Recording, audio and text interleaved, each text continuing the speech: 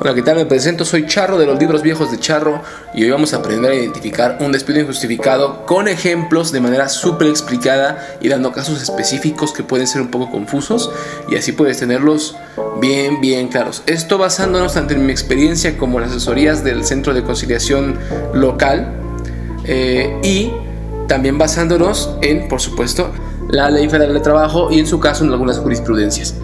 Como ya les había expuesto en la parte 1 donde había generalidades, una forma en la que tú puedes pedir una indemnización constitucional es por un despido injustificado.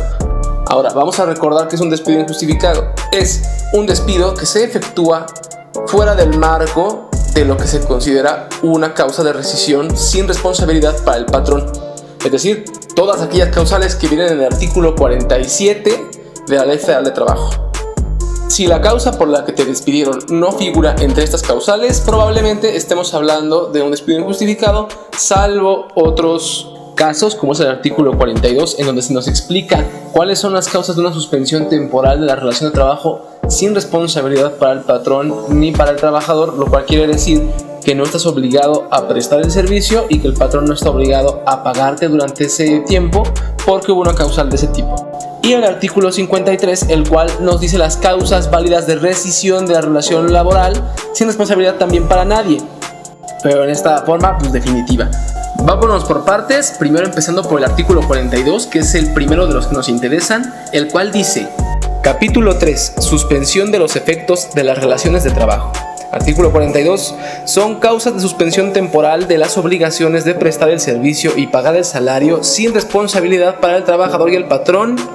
Esto quiere decir que esto es una pausa en la relación laboral durante la cual no tienes obligación de presentarte a laborar y el patrón no tiene obligación de pagarte el salario, pero aún manteniendo la relación de trabajo. Fracción 1. La enfermedad contagiosa del trabajador.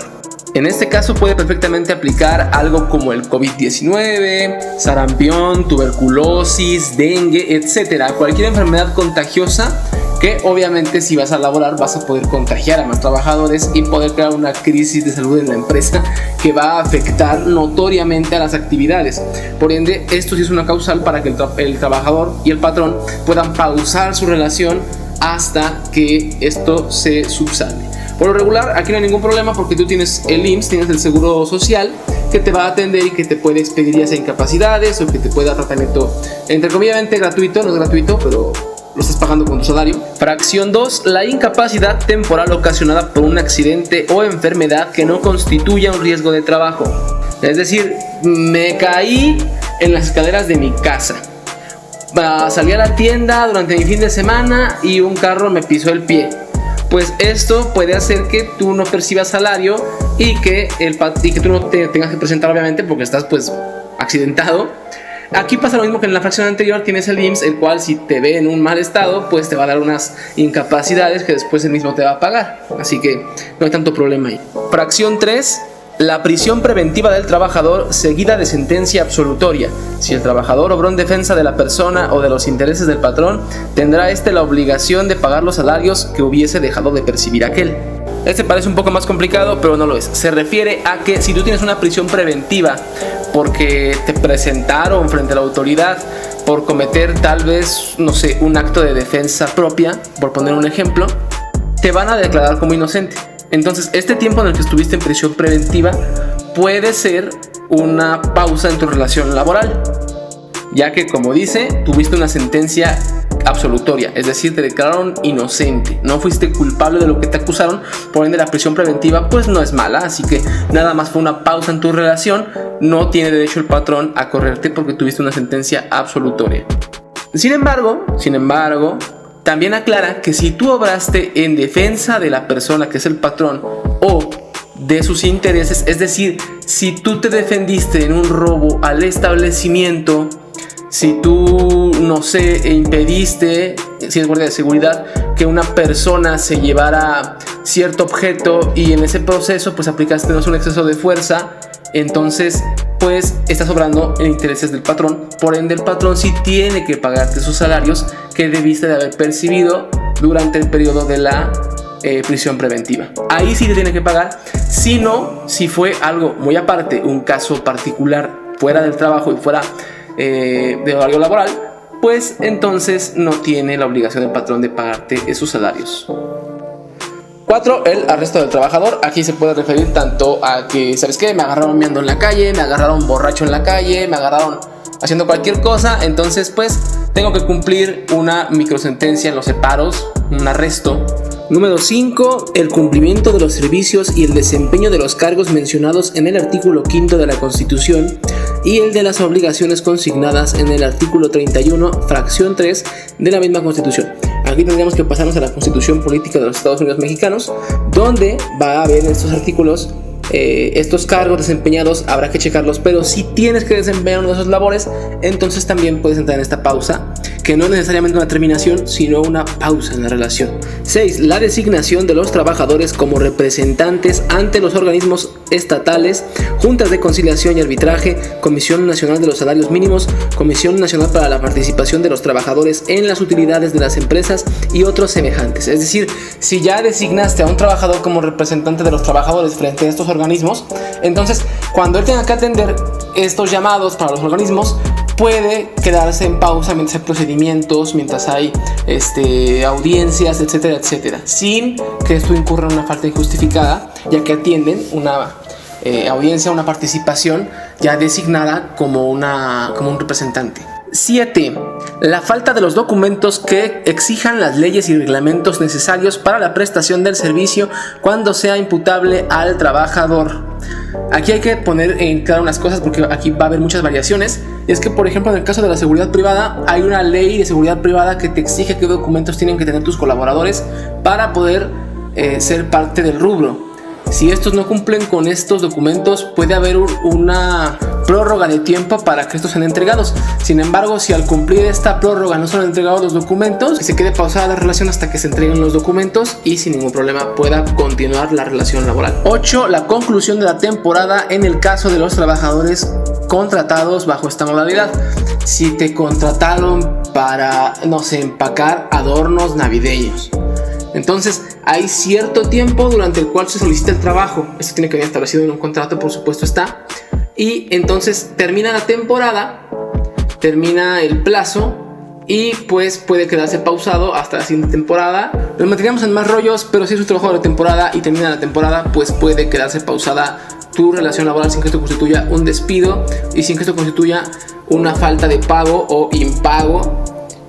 Si sigues aún con una relación pero no estás trabajando y te están pagando. Sin embargo, para esta cláusula, para esta fracción, también es importante decir que, como establece el artículo 43, fracción 5, en este caso solamente se pausará hasta el inicio de la siguiente temporada, donde se tendrá que retomar la responsabilidad tanto por parte del patrón, tanto por parte del trabajador, si es que siguen bajo un acuerdo. Bien, estas son las formas por las que se puede pausar tu relación y pueden no pagarte y puedes no trabajar al mismo tiempo, pero siguiendo con una relación laboral en donde pues pueden pausarse estas obligaciones de pagar un salario y de tu parte trabajar. Digo, obviamente esto al mismo tiempo, o sea, no se puede que te dejen de pagar y tú trabajes, ni se puede que tú recibas salario y que no trabajes. Es conjunto, vaya, que ni él te pague ni tú trabajes, pero que siga habiendo una relación. Entonces ahora sí, vamos a lo que nos interesa, que es el artículo 47. ¿Cuáles son las causas por las cuales mi patrón puede rescindirme de la relación laboral?